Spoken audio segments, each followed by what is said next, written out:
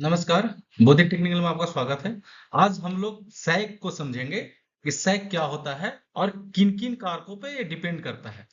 तो मैं आपको बता देना चाहता हूं कि अगर आप ट्रांसमिशन सिस्टम आप देखे होंगे तो उसमें आप देखे होंगे कि जब कंडक्टर को या चालक को स्ट्रिंगिंग किया जाता है, मतलब इरेक्शन किया जाता है, तो उसमें कुछ जो इस प्रकार का शेप बना होता है। जो कि देखिए, एक शेप है जो कि ये सपोर्ट है और दूसरा जो शेप है जो कि इस प्रकार से ऐसे दिख रहा है।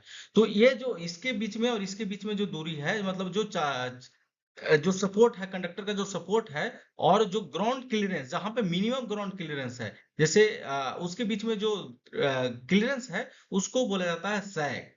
ठीक है, तो इसको थोड़ा हम परिभाषा से समझने की कोशिश करेंगे। चलते चलते हैं नेक्स्ट स्लाइड में।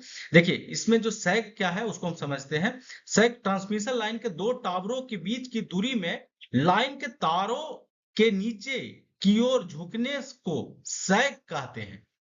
ठीक है, यह झुकना लाइन के तारों के वजन और तनाव के कारण होता है। ये जो झुकाव होता है, जो नीचे की ओर झुक जाता है, वो किसके कारण होता है? वजन, जो चालक का वजन है और उस पर लगने वाला तनाव जो होता है, जो टेंशन होता है, उसके कारण होता है।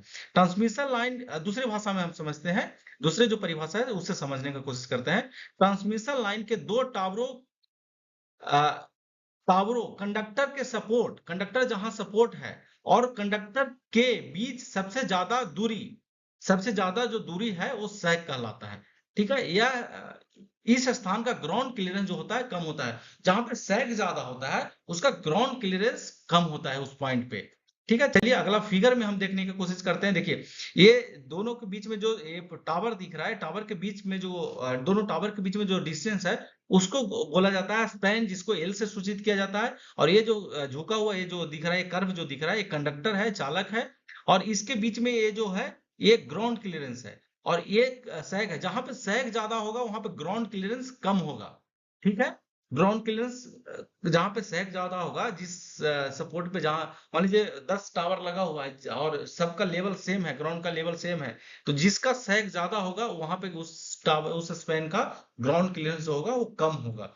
ठीक है, आगे देखिए, ये भी फिगर दिख रहा है इसमें। हाँ, एक चीज बता देना चाह रहे हैं कि इसमें जो है ना, ये तीन कारक पे डिपेंड करता है। एक तो इसका टेंशन पे, कि जो चालक है उसमें टेंशन कितना है, और इसका जो दोनों सपोर्ट के बीच में जो डिस्टेंस है वो कितना है, और इसके जहां पे चालक पे सपोर्ट पे जो फोर्स लग रहा है इधर की ओर, और इस सपोर्ट पे इधर की ओर, उसमें फोर्स कितना लग रहा है, इस पे डिपेंड करता है। साथ ही साथ ये वातावरण जो होता है उस पे भी निर्भर करता है। मतलब जो, अगर मान लीजिए ठंड का मौसम है तो सैग कम होगा, और गर्मी का मौसम है